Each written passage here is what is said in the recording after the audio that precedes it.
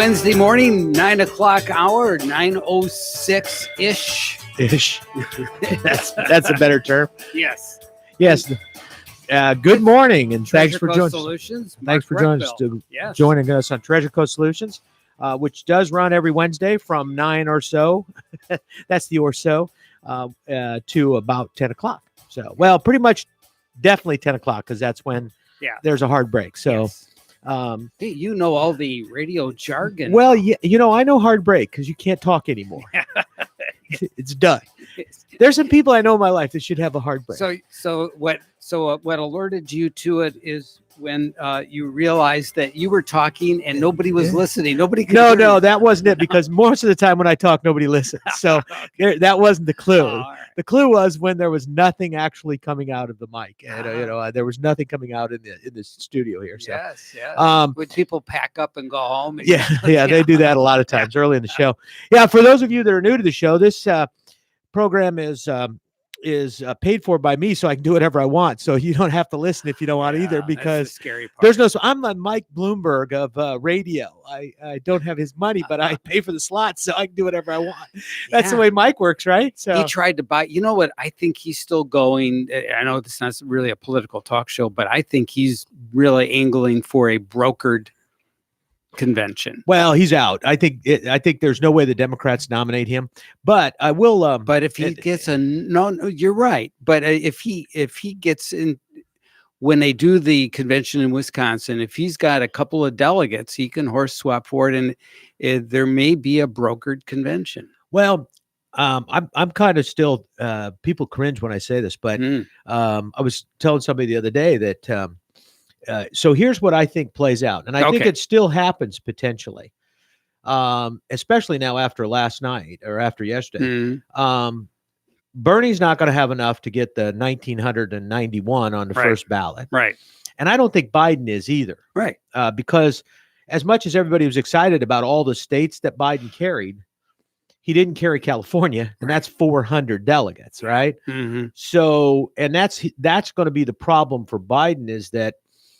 In certain states, Illinois with the dominance of Chicago, New York, with the dominance there, it's going to be tough for Biden to carry those states because of the major urban areas that are there. And so it's going to be interesting, because I do think that what's going to happen is that on the first ballot, whoever the people are that are left are not going to have enough votes to get elected. Now, many states require that on the first ballot, I think all the states require on the first ballot that you have to vote for the delegate that you represent. And in fact, most of the time, the delegates are appointed by the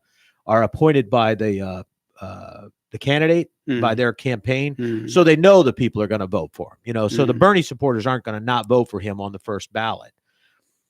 Some states require that on the second, that you also cast a ballot. But on the second ballot, the superdelegates and the Democrats get to vote, and they control roughly, I don't know, I don't know the number. I wished I had a producer that, that knows all that, but I think it's 800 or 900. I think it's at least 800 or 900. I heard about a third of the total. So the number will go from, the total available now will go up. So to get 1,900 won't be as difficult to get the 50%. But here's what a lot of people don't realize. People think that brokered convention, what you've got is people horse trading to get one of the candidates the required votes. Once that required vote is taken and that delegate has voted for whoever they're required to vote for, when that requirement is lifted, anybody can qualify. They do not have to be a candidate. So, for example, let's say we get to the second vote and there's nobody's elected, and somebody from the floor nominates Michelle Obama. Or Oprah. Or Hillary. Nope, won't be Hillary. Well, I don't think she'll get enough. Right, it could be. But even though she's not a candidate, it could be. Right. But I actually think that there's a potential, and I know President Obama hasn't endorsed because of he's saying it's not the president's job to pick a person; it's the party's job to pick a person. Yeah, and I appreciate that, but I also think some of it has to do with the fact that I think there's a lot of people pushing for Michelle to be the candidate, and I've said that before, and a lot of people haven't thought about it, but when it goes to a brokered convention, anything can happen. All bets are off. Anybody can be nominated. Yeah. Anybody doesn't have to be a current politician. Doesn't have to be. All it has to do is be a bunch of people in that room, and that's who's going to decide. Not the people. It's going to be the people in that room, right, who are going to decide. Yep. And it's going to be interesting. It's going to be interesting to see what happens if that takes place. Last time that happened, I think, was 52. Yeah, it was Eisenhower, but people forget that in the old days, there were delegates appointed from locally, from the states. The delegates were appointed, and the delegates actually went and chose the nominee at the convention. It was all a brokered convention. There was no pre-selected. You didn't have to vote for anybody. And it is kind of interesting because it really shows just politically how we've changed, how the states have lost power. The states used to appoint the states' parties, political parties in the states used to appoint the delegates, and the delegates used to, basically put up pick the candidate from around the. So basically, the president was originally pretty much selected by the various parties in the states, by the states' political parties, not by a national political campaign or party, but by the states themselves. And, originally the senators were appointed by the states. They were not elected. Exactly. I was just going to go there if you didn't, because that really changes the whole political dynamic too, because again, state senators or the federal senators to the U.S. Senate were appointed by the states respectively. And that gave the states, substantial power. A balance of power. Yes. People forget, and because the House is representatives, okay, that's fine, and because they represent the districts, and then the states. I thought that was really fine. Then they wanted to federalize it more, and make it more of an election process. And people miss, and the that's point. Really in recent history, really the 40s. Yeah, and I don't understand why they did that, because the framers of the Constitution, the people that set this up, they set it up as a republic, not a democracy. Right. They didn't want everybody to vote and have the populace to have a vote. They wanted a balance, because what they wanted is they didn't want any particular group to run roughshod over another. Right. So all of a sudden, if we elected people in a democracy, the major cities would decide, and they have different issues than Stewart has, or than I had in the Midwest in Peoria, Illinois, or those kind of places. So then also the idea was that the states were supposed to have power. Remember, this whole thing when it started was not about the people; it was about the states being able to do what they wanted to do. Right. And it was the people living in certain areas, colonies, being able to do what they wanted to do. Those colonies became states, and the states had to have power. The Constitution is designed to protect the states, not to protect the federal government, not to protect the Constitution per se. It's to protect the states. And all of the things in there were mostly states' rights issues. We get on the Second Amendment all the time about bearing arms, but the reason that was in there was so that the states could have militias. And I always get a big kick out of the fact that they want to say, well, it's in there so people can hunt. That's not why it's in there. And that's why people don't need certain kinds of guns. No, it's in there so that you can have certain kind of guns, so that if the federal government comes after you, you could shoot back. Right. Now, legitimately, our founding fathers would have, under the Second Amendment, would have wanted us now to have Stinger missiles and tanks, because they would want us to be able, and it was designed really for the states to be able to, and the populace to be able to protect themselves. Correct. We took a lot of that authority away, and we took a lot of that after the Civil War, because we realized that people could potentially protect themselves, and the result is a war. but I mean, it's kind of funny how we've changed over the years in terms of that balance of power, and the states have lost big time, and that's why the states were supposed to be incubators of ideas too, because if one state is more successful than the other, then that gave those remaining states an opportunity to look at what made that particular state's programs successful, and perhaps adopt some of those ideas. But each state is supposed to be an incubator of ideas. Well, yeah, and it was supposed to have, it's supposed to be independent, have its own, kind of have its own power, and so it's kind of ironic that what we've done is pushed the power to the people, and some people think, well, that's great, that's what we should do. And we really shouldn't, because if we do that, then certain pockets of people, minorities, and others will lose power. Right, the flyover. And as much as you want to talk about, and the people having more power and coalition of certain demographics, the fact of the matter is that, and we saw it in South Carolina. The African American vote in the United States has largely been minimized. It's been taken for granted, and it's been minimized. And so as a result, I don't believe that the African American population has the amount of authority, has the amount of control in the government that they should. They've been minimized and over the years because the Democratic Party takes them for granted. Yeah. And because of the fact that the Democrat Party has pushed away from the states.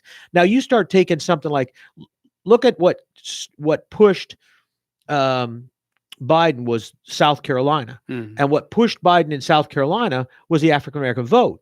The numbers he got there were huge. All right. Because, and it goes to show, they could have an impact. They've had an impact in South Carolina, and the African American vote had an impact on Biden's campaign, big time. It had nothing to do with the endorsements. It had nothing to do with anything else. It had largely to do, well, it had to do with the one endorsement, but it had largely to do with the fact that the African American population got out. They don't support socialism. They don't support a non-religious environment, an opposition to religion, right. And they're very religious. And so as a result, they came out and they stood up for those principles, and they made a difference, but only in South Carolina, really. Now that had a push, but beyond that, California, New York, they're going to go solidly Bernie. Right. And so he's going to give them free stuff. Well, he's going to give him free stuff. But as much as Bernie talks about the fact that he's a coalition of all of these, the power and who decides is still going to remain with one old white guy. And that's not good for the African American population. It's not good for the Latino population, because they won't be represented, because you can't represent the diversity of those populations at a national level. What you have to do is assume they're all the same, and they're not the same. And that's why states' power was so important, is so that they're at the closer you get to the people, the more reflective government will be of the people. And the fact is that the federal government is the least reflective of the people's wishes of any, and always will be, because it's always far away from the actual decision-making that takes place. So the closer we can get that decision-making, in my opinion, to the states, and then from the states to the municipalities, to the counties, and then to the local cities. And, when you look at it, grassroots politics, the basic grassroots politics is the cities. And if there's any election in any area that you can be truly nonpartisan, it's at the city level, because no matter what your federal policies are, every issue at a local level, at a city level, is not political. It's a reflection of what your community wants. Right. And what that community wants to do. And in fact, that's one of the things is kind of, people might think we're off this topic a little bit, but but I'm glad you started on this, because this is actually where I was going to go. What I wanted to talk about today a little bit was the economics of city government, but that has to do with the politics of city government and what it's capable of doing and what it's not capable of doing. Because part of being in the political arena is realizing what you can do and what you can't do. And the other thing is, you need to be a steward of other people's money. So the fact that you have a passion about something doesn't mean that all your constituents have a passion about that as great as yours and want to commit their very thin, small dollars that they have to that passion. All right. So, so it's important to not, as a city government, it's important to allow the individual to determine as much as possible what they're going to do with their money, right? And then let them decide. And I think that's really important, because deciding for them is not a good thing, because now you're assuming you know more than they do about what they want. Now, where the governments can be effective is education. And so a lot of issues, like, for example, the city of Stewart, I don't disagree with a lot of the issues or a lot of the goals, not issues, a lot of the goals that the city has. I mean, reducing pollution, reducing plastics, cleaning up the water. I mean, as a local person, on a national level, I don't want them spending my federal dollars to go to Montana and clean something up. I'm opposed to that. Let Montana decide what they want to spend their money on, right? So give your money back to Montana. If you're the federal government, let the people of Montana keep some of their money, i.e. reduce their taxes, and then let Montana decide what they want to spend. And maybe in some cases we have to contribute at the federal level in some sort of a matching basis, because it's too big of an issue for one state. But at the same time, having the federal government take that over and fund it, and that's the problem we got right now with the Everglades. It's a significant problem we have with the Everglades. We've put ourselves in a position that we're looking to the federal government for that money. That means that our Congress, our U.S. Congress, now we just talked about the lack of states' rights, right? Yes. So now we've got U.S. Congress, and I've got a congressperson sitting out in Idaho or Montana that could give a darn about our Everglades, right? So now what has to happen? For that person to vote on that issue, there has to be some horse swapping going on. Right. Yes. So now I'm giving away something that I don't necessarily want to give away to get something. I shouldn't have to do that. I should have my own dollars, so I should be able to decide, I want to give to the Friends of the Everglades or whoever I want to give to, because this is important. And it should be at the state level too. The state should have the money to do it. We shouldn't have to go begging for our own money. But that's where we're at with that issue. And that's an issue that's very difficult. It's going to be very difficult for us to get control of that issue unless we get it away from the federal government. Suing them is not the answer, by the way. But getting that power away. It's funny, though, speaking of lawsuits, a number of years back, people were very critical, particularly the environmentalists in Florida were very critical of Pam Biondi taking Florida and participating in the Chesapeake Bay lawsuit that was taking place. Right. I forget what it's called, amicus or whatever brief, friend of the court type thing.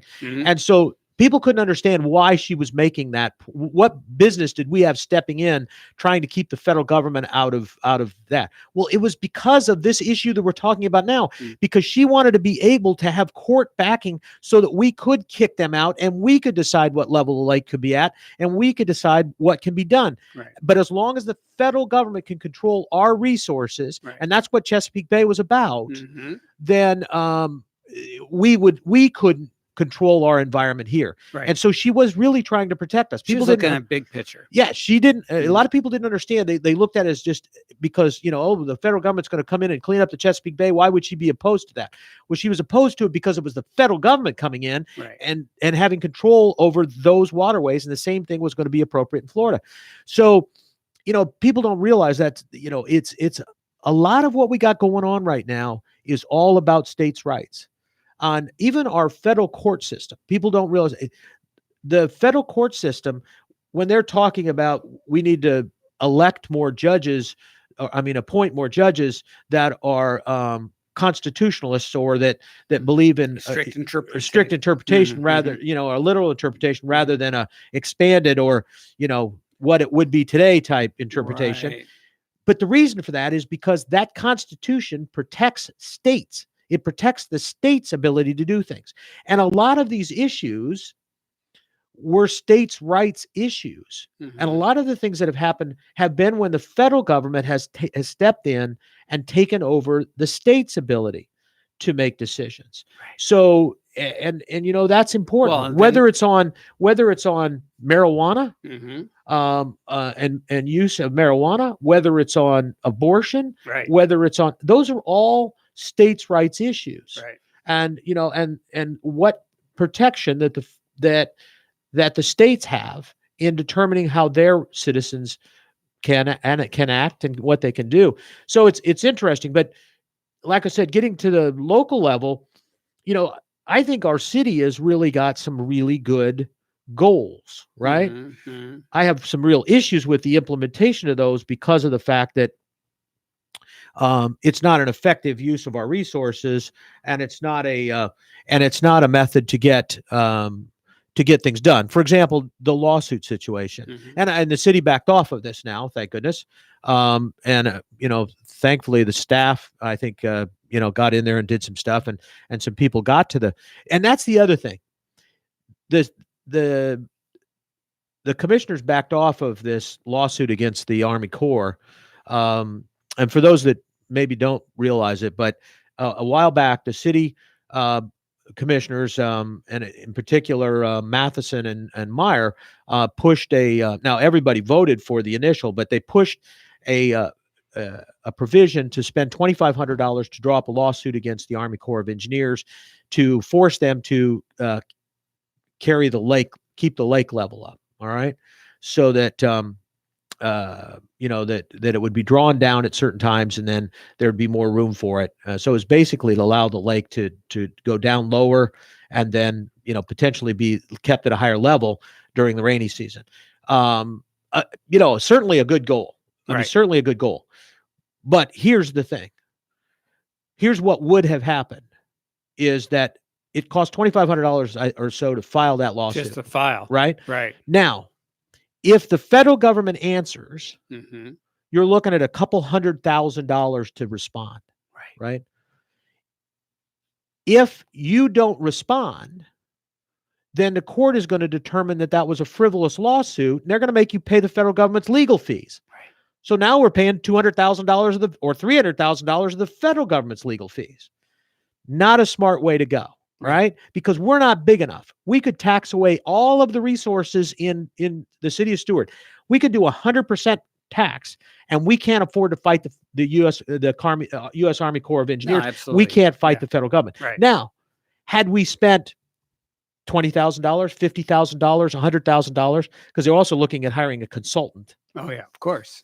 Had we spent that kind of money on a lobbyist to work with the state to get the state to sue the Army Corps of Engineers, now we got a chance, right? That's money well spent. Now we got a chance. If we're spending money with lobbyists at the federal level and the state level to get them to recognize what should be done and actually convince some of those senators and some of those Congress people in Montana and Idaho and wherever, California, which has got a big water problem, that there's a need for some of this, that there's going to be a quid pro quo, then that would have been money well spent.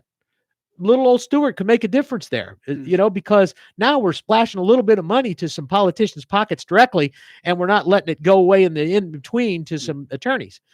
So, so some of the things that they're trying to accomplish are noble, and are good goals, but they require a different approach. It's like, for example, the straw ban. And people look at that and they say, well, what's the big deal? All right. Well, first of all, the big deal is that in the United States right now, there is no recycling. Recycling does not exist. So the city is exactly right in terms of, and a couple of the commissioners were on that, and Mike Meyer in particular, about we need to eliminate trash completely. We need, it's not just plastics. And he's right, because what's happening is, you know, previously we were educating people about recycling, right? And we were teaching them how to recycle, and we were teaching them some of that kind of stuff. And then what we were doing is we were pushing a bunch of this stuff into recycling, and it was being recycled and coming back in all kinds of things, in terms of, you know, all kinds of clothes. I saw plastic pants the other day made with recycled material. But what's happened though, Polyester. that's pretty much what, Yes, but it yes, was, yes. but it was plastic actually. But Trash. polyester is plastic. Well, I know, but this was a different thing. It was kind of cool. I mean, it was weird. They didn't have to take it all the way to that process, I guess. But Well, you know, olefin carpet. Yeah. Polyester. Yeah. Oh, see, that's, but you know, so anyway, so what we had is, so what happened was the, and what is going on right now, and a lot of people don't realize it, is that, we were so successful with our recycling program that, the recycling locations in the US couldn't afford to pay for it because the price of that had gone down. Well, And so what they were doing is they were shipping that out to China and India primarily. Right. Only the clean recyclables. So the dirty little secret about recycling is that when you throw in food and other things that you think are, well, it's close enough, when they dump that recycling bin, if there's trash in it, that entire bin gets thrown out with the trash. Well, no, that is not recyclable. No, what was happening is that was being recycled to China and India. Right. They had the low-cost labor force to be able to separate those materials. So what you're right. In the US, we have to have about 92% clean, right, recycling material. We have to have about 92% clean for it to stay in the US and be recycled in the US. Right. Because cost-wise, we can't afford to pull out the other stuff. So there were federal grants to the local municipalities and the independent contractors that offer the trash service. And if they provide certain functions in that trash service, the recyclable function, they get grant money.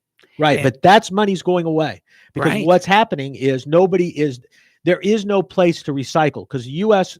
plastics are not. And the only reason I do this is kind of funny, because when this subject was coming up, you know, in the building we're in here, on the second floor, it's all plastic. No, it isn't. On the second floor, there's a company that used to be there that was a national recycling company. Okay. They were one of the companies that brokered recycling materials. They get magazines that still come in here, a national recycling magazine, and I read them, you know, and it's kind of interesting. But, and so this is what, you know, so this is what they were talking about. This is why I know. So what they were saying is that in this magazine is that, you know, of course, China and India have refused to accept this now. They've got their own trash issues to deal with. So they're not accepting the recycling material. So now what's happening is that material is being shipped back. It's actually being shipped over and then being shipped back to the US and going into the dump. So there is no recycling. So we have to reduce the amount of trash in total. Right. We definitely have to reduce the amount of plastics because they don't break down. And a lot of things that people don't realize is the container ships that carry the containers and the trash on rough seas, a lot of that stuff just gets washed overboard. Well, yeah, there's huge places out in California and off the coast of California, other places that are basically big garbage pits, and they're there's kind of a whirlpool effect there, so they tend to all stay in that same location, right? And so it's huge. In fact, I talked to a boat captain the other day that you can't take even these big ships through that because the trash collects along the propellers and stuff, and gums everything up and wrecks your boat. But so even some of these big yachts can't get around this stuff. But anyway, so what we're looking at, or what they were talking about, is, like I say, our commissioners are right about having to do it. The question is how they went about it. Prohibiting something like that at a level as small as the city of Stewart isn't going to have an effect, because you can be in Martin County and you don't have to. So if the person who's buying the drink that requires the straw, or the person that's buying the sandwich that requires the carryout, okay, if they don't understand how important that this is, then they're not going to be willing to pay the extra 12 cents or a dollar or 50 cents or whatever that it costs now for their sandwich bought at that store in the city of Stewart versus 3 blocks away at a McDonald's someplace, right? So and so there's so that's the first problem. Unless the person understands, they're going to go where it's cheaper. That's how economics works, and that's kind of what I was getting to on this. Is no matter what we want economically, unless we change behavior, and behavior isn't changed by penalty. You cannot legislate behavior. You cannot. You're right. Right. You have to educate behavior. You cannot legislate it. So by putting the penalty on it, you don't make people not buy plastic straws. You make people not buy plastic straws in the city of Stewart. All that does is hurt the local shop owner who now can't afford to pay the taxes that they have to pay and the rent that they have to pay to stay in the city of Stewart. So what happens? Ultimately, property values go down or people go out. Tax revenue goes down, not up. And now we have even less money to spend on that kind of thing instead of more. You also have businesses in town that have no choice. If I'm a franchise, I have to buy the franchise's stuff. I can't go out and buy my own stuff. Otherwise, I lose my franchise. So no matter what we say, if they can't do it, what are they going to do? They're going to go out of business. They're not going to sell stuff. People are going to go other places, and they're not going to relocate. So economically, a Wawa's, for example, why would they ever put another one in the city of Stewart if they can't correct their problem? The local franchise owner is trying to do what they can do, but until national, and keep in mind that for national to switch products, they have to test it out to make sure it works not only in Florida, but that it works in Michigan and Pennsylvania and Idaho and, all those places. Right. So if it doesn't work there, then they can't implement it nationwide. So, so that's the kind of thing that we're dealing with. And so sometimes the role of the local government is to educate. I like this issue with the straws. I think if people and trash, if people understood what was actually happening, if we had, say, a co-op, an environmental co-op that would be educating, let's say Wawa's can't meet the requirement because of some requirement, then they can mitigate that situation. Instead of it's penalizing them, let's have them mitigate that by putting money into an environmental co-op that will help educate the kids, the parents, and others so that they won't drive across the street to Martin County and buy that smoothie with a plastic straw. They'll go instead to Stewart Coffee and use a pasta straw. Or something of that nature that they can use. Right. Or, they'll buy a straw and carry it on their own and be willing to clean that. It's kind of an interesting thing because here's the other problem. Let's just say, one of the arguments that was made with the plastic straw scenario is, well, you can go out and get one of these reusable straws, right? Or even that potentially the restaurant should provide one of those usable straws. Now, with the coronavirus, do you want to count on that restaurant has properly sterilized that straw? Yeah. Absolutely not, right? At this point in time, I just as soon have plastic that gets thrown away that nobody else is going to touch and that I'm not going to touch again when I come back into the place. Right. Or a pasta straw that gets thrown away. Right. But again, we've got a global trash problem that's well beyond just plastics. So anything that gets and that's why, for example, the city of Stewart was going to actually ban the straws that are biodegradable. Because, like, for example, Boathouse bought a bunch of straws that are kind of they're the wax, they got kind of a wax base on them, and they're biodegradable, but they're not exempt from the city ordinance because biodegradable isn't included because we can't recycle those things. So they're excluded from that process. Because of the wax. Because of the wax and stuff, right. So, and so they were biodegradable, but, they're not allowed. So now you've got, Boathouse has got to go out and buy a bunch of different straws. And so, it's one thing if you've got, here's the thing. the thing I like about economics is that it makes you focus on who actually is paying. So, for example, like I said, you ban straws, or you ban certain things. Who's paying for that? Well, ultimately, it's the individual or the consumer. Right. Because what's going to happen is the store, they're either going to go out of business, Mm-hmm. all right, which is going to cost jobs, which means the individual is going to pay for it. They're going to lose their job, Mm-hmm. or they're going to charge more Mm-hmm. for that product, Right. and that means that most people are not going to be able to afford it, and they'll change their habits and they'll go someplace where they can afford it because the price becomes too great. Right. It's why some people stop going to Starbucks because, the cost of a cup of coffee is outrageous, Right. So it's those kind of things that we have to look beyond actually who's cutting the check, and who's writing the check. It's not as simple as that. No. And I mean, even Ronald Reagan addressed this back in the run up to the 1980 election. People were wanting to ding corporations to pay more in taxes, and which is really circles back to what you're talking about. And Reagan says corporations don't pay taxes. They don't pay a penny in taxes. Whatever you levy against them, the consumer, whoever they service, is going to pay for that. Well, yeah, that's exactly right. And economically, I had a class in college. It was called taxation, which, as a CPA, you'd think, well, yeah, I had a lot of those classes, but this was an economics class, right? And it actually explains some of the things you're talking about, right? And so, like, for example, in the corporate world, you're exactly right.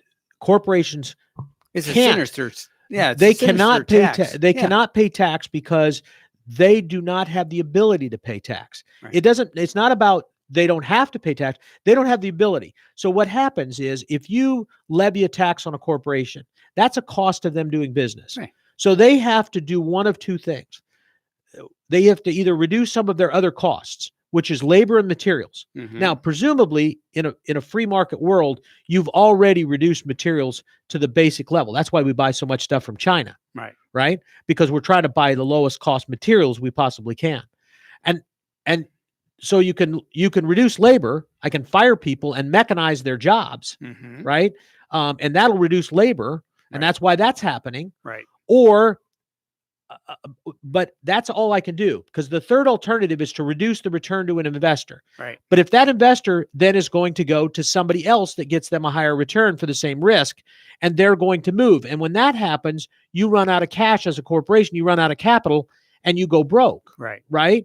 It's basically what happens. The stock price starts going down because nobody wants to buy, everybody mm-hmm. wants to sell. Mm-hmm. And the next thing you know, boom, you're broke. Right. So that's the economics of corporate tax. It's a pass-through. So the only other alternative they have is they can increase their price. Right. Now, in a competitive world, they can't do that. They don't have a choice of doing that, because if they could have done it, they already would have done it. And if they raise their price and nobody else in their business does, they'll lose all their sales, mm-hmm. right? Mm-hmm. So they can't.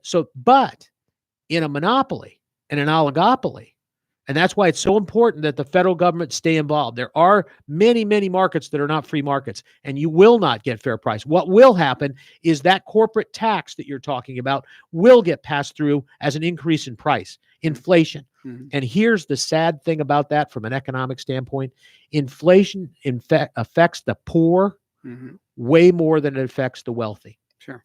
And so it's the worst tax you can possibly have, because it's indiscriminate, and it affects the poor more than anybody else. It's the most regressive tax you can possibly have. Mm-hmm. So it's and so that's the kind of thing that we're talking about, and that's what politicians do. And frankly, that's a lot of the stuff that the socialists talk about. Mm-hmm. All they're doing is reallocating, right. And they know They know it's going to affect their working class base more than the rest, and they will not tell them. No. They are lying to them to their face, because politicians know what effect inflation has on people. The consumer, especially some of these young people that haven't really experienced some of these economic changes, they don't realize it. But they don't realize when you take dollars over here and charge this person for this and do this, that they shift over here, and you've now lost your job, lost your pay, lost your ability to choose, lost whatever, because it's no longer an option, because you can't afford it. Because economically, that's what happens.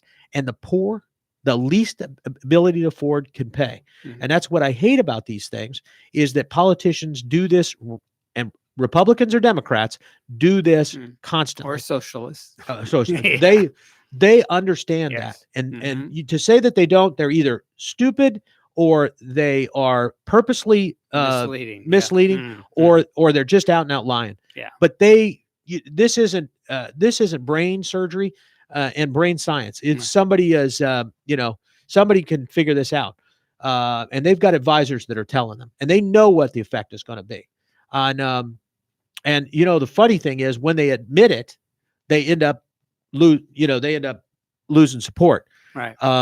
Elizabeth Warren, as soon as she admitted how she was going to pay for this, and then all of the economists could dive in and look at it and check her numbers, she was done. Right. Because the numbers don't work. I mean, and the loss of jobs would have been tremendous, and all of that kind of thing. So it's funny. I was at a meeting the other day, and there was a couple people there, and this one person was really excited about the fact that that they had just heard that the managers at managers at Wendy's were going to be paid like $75,000 or $100,000 a year, like $75,000 a year. All right.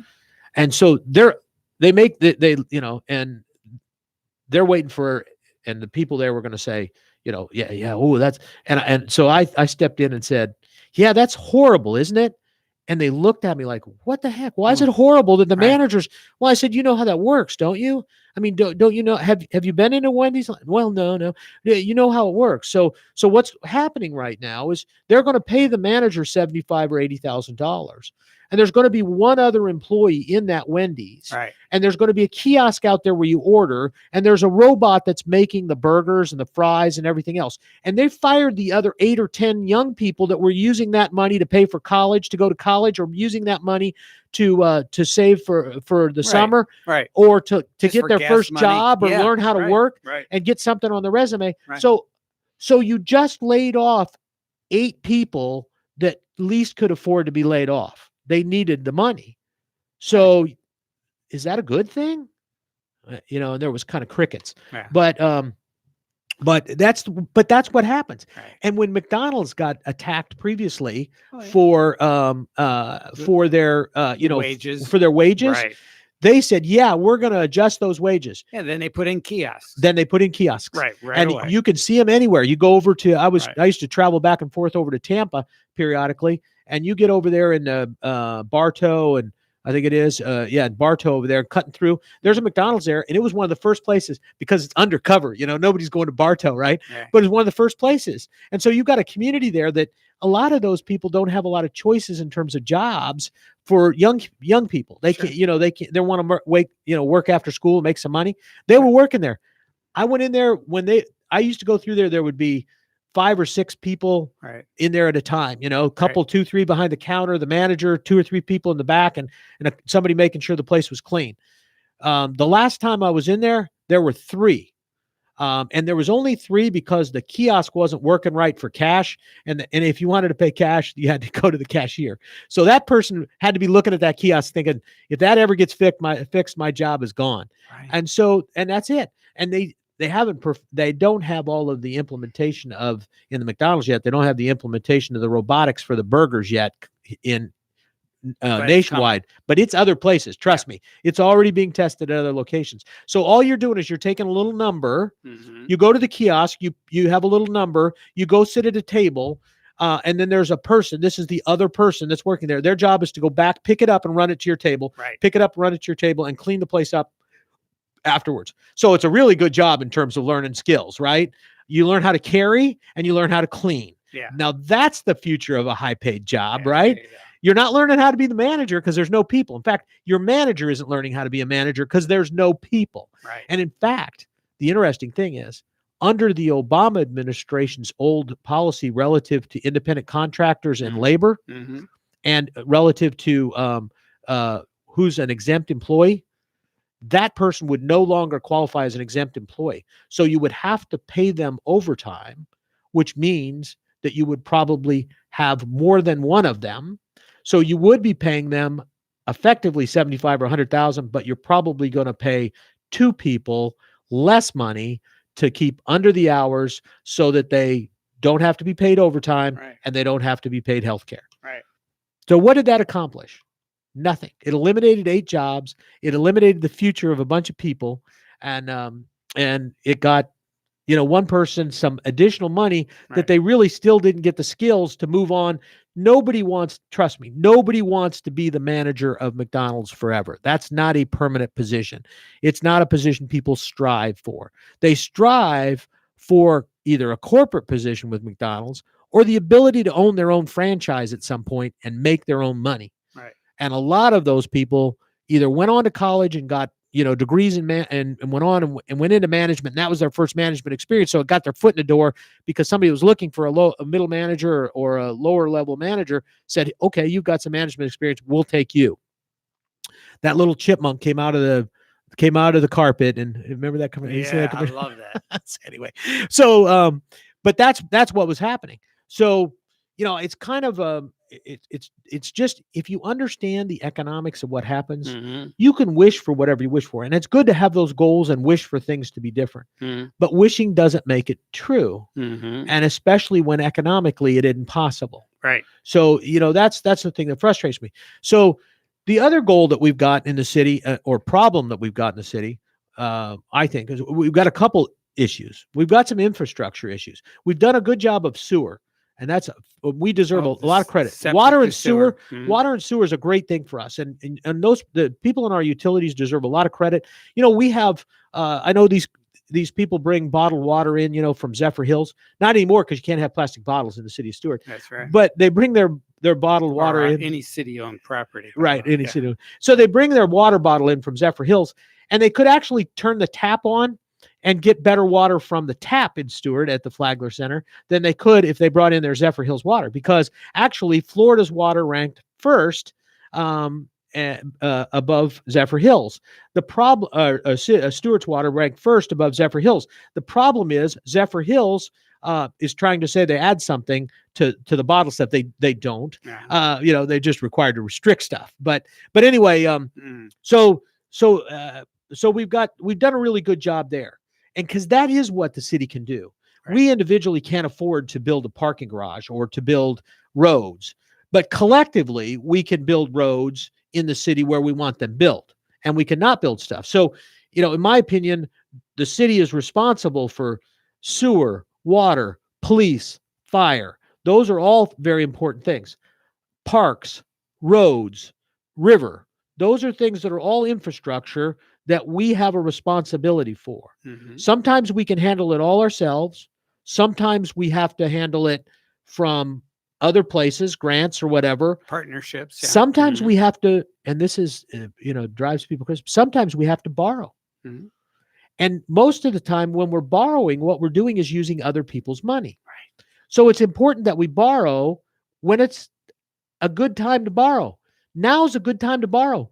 Interest rates are low. Our cost is cheap. And we're using somebody else's money, because they're buying the bonds, somebody else's money to build our infrastructure and paying them off with cheaper dollars down the road. And we're already paying cheaply. And the costs to build right now are cheap. We should be building infrastructure at the federal level. We should be building it at the local level. The city of Stewart, now there's never going to be a better time to float a bond issue and build infrastructure in the city than there would be. And if we don't do that, trust me, if we don't do that, we will end up with what we don't want. Because what will happen is we'll only do it when we need it. We won't plan for it, do it when it's least expensive. We'll end up doing it down the road when we have to, and we'll end up doing it at a cost that's greater than what we would have had to pay. And that means that our consumers, our taxpayers in the city, who can least afford it. People forget that the city of Stewart is not a rich community. It is actually a relatively poor community in terms of dollars of income. And many of people are fixed income. And we have to be a good steward of those dollars. We have to spend those dollars. And our commissioners have to have some foresight to be able to say, now is the time. These resources are cheap. We're going to do this now instead of doing it 5 years from now when these resources will be expensive potentially. They're not going to get any cheap. I mean, these rates are as cheap as they've been in 100 years or 80 years. They aren't going to get much cheaper than that, you know? So, you know, so it irritates me that that we're not moving on some of that. And that's the other thing that kind of we're not doing is that, you know, one of the issues that I have is we need workforce housing. Every time we do something that doesn't provide, and workforce housing is not subsidized housing. And don't get me wrong, that's not subsidized housing, because subsidized housing doesn't pay for itself. But affordable housing is a housing that is affordable. Right. And we'll talk about that next week, maybe, on what is really affordable housing. Cool. Because subsidized won't work. So anyway, that's I'm glad we got started, because that's the topic that I wanted to kind of hit this morning, Frankie. And appreciate you joining in. Hopefully, you know, we make you think about something, and it takes something back. Maybe you do a little research and come back with some questions. Maybe challenge me and everybody else. Absolutely. And all our listeners out there will actually think that Mark Brechbill is actually a little bit smarter than they actually thought originally. Not really. All right. But anyway, thanks for joining us right here on WSTU. We're Digital 1450, and we're kind of really old. But you can also get us on the web, WSTU1450.com. So join us there as well.